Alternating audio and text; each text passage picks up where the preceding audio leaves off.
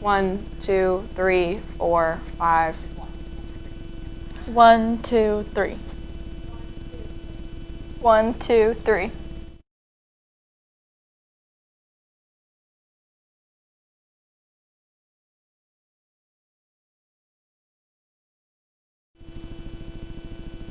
Good morning, St. Francis. Thanks for tuning into Troubie TV Live, and welcome back. Sadly, spring break is over, but we're back at school, so no worries, because summer is right around the corner. But before we get into homeroom announcements, for the week of April 20th, here's Gabs Kamen and Nina DeMary with your weekend update.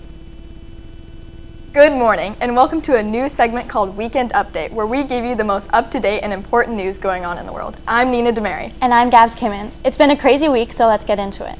Recent government documents from the Pentagon have been leaked. Some believed it was a high-level member of the bureaucracy being blackmailed. In reality, it was a Minecraft Discord server full of teenagers.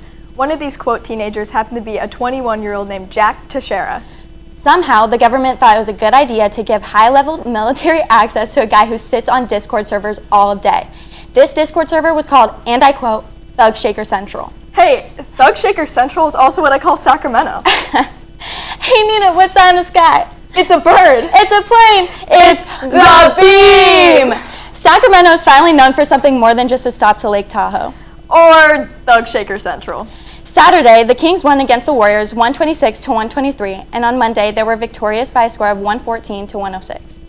Draymond Green is now suspended from one game for stepping on Sabonis. I'm surprised that Sabonis can withstand the weight of Draymond Green's bunda. Speaking of getting stepped on, opening weekend for Coachella has wrapped up. I don't know what's more impressive, the fact that people can pull off the Adam and Eve look at Coachella, or the fact that they can walk around a desert in nothing but a fig leaf.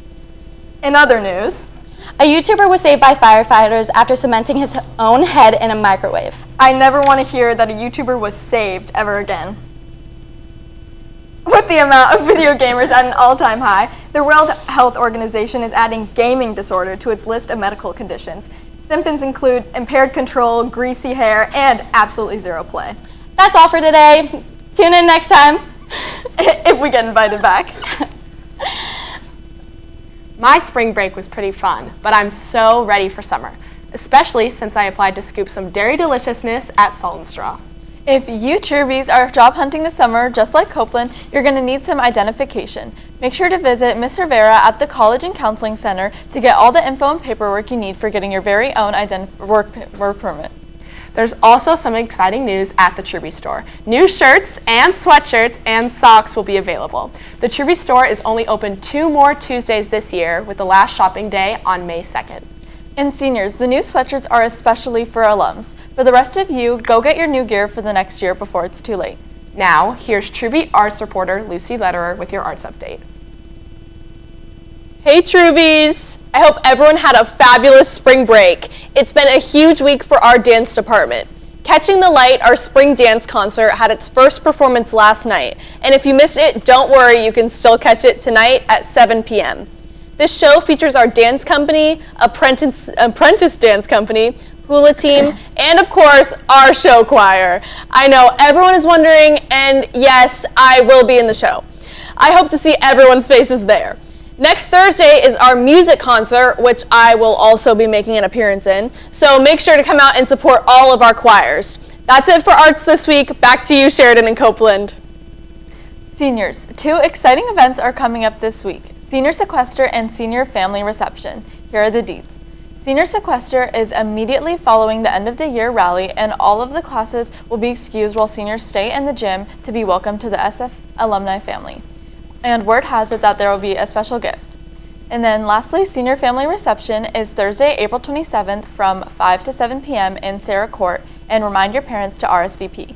We now have another letterer here, but this time it's Mia with some announcements from Campus Min. Hey Troubies! Here are some quick announcements for both juniors and seniors. Seniors, as your time at St. Francis is coming to a close, it's time to pick your honor guard if you would like to choose one. Oh hey, Sheridan! Have you picked an honor guard yet? Yes, I have. Oh. Okay, well if you haven't selected your honor guard, the deadline has been extended until this Friday, and I am up for grabs, so don't even worry. See your emails for the link to the Google form, and keep an eye out for choosing your symbol for the baccalaureate mass procession. Juniors, although this is a very stressful time for us with finals and AP exams approaching a little too quickly, we can all look forward to coming together as a class on Thursday, May 4th for Junior Family Mass in the gym at 5:30 p.m. This Mass marks the transfer of the St. Francis leadership role from the current seniors to the class of 2024, so we will have some major shoes to fill next year.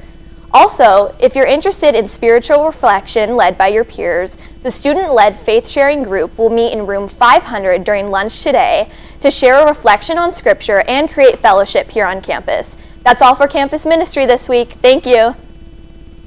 Let's wish the best of luck to 5 members of our speech team as they compete this weekend at the California State Speech Championship in Southern California. Anna Caravajal, May Conlin, Lillian Amami, Diane Kim, and Lauren Riley. You're gonna kill it. Speaking of which, here's May Conlin interviewing Troubie Olympic hopeful bobsledder Emily Bradley.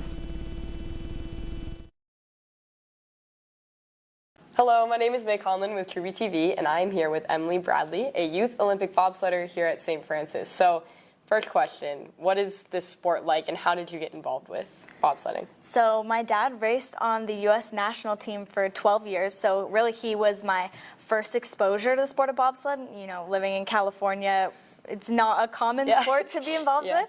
So my first exposure was with my dad, and then after watching the Olympics last year, monobob, which is only one person in the sled, was introduced, and after seeing that, I was like, okay, I want to try this. So That's awesome. So you just started pretty recently? just started last year, Okay, yes. and you've already reached some pretty high levels of success. So what have you competed in? What's some of the coolest things that you've done so far? So this season I raced in Austria, 2 races in Austria, 2 races in Korea, and then back to my home track of Lake Placid for 2 races.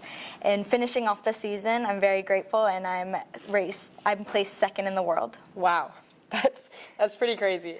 What does a typical training day look like for you in bobsledding? So during our off season, part of the training is a lot of heavy lifting. We need to be very strong. Our legs need to be strong. And then sprinting, actually, because the push start is one of the most important parts of bobsled. So I train with a sprint coach in order to be really fast.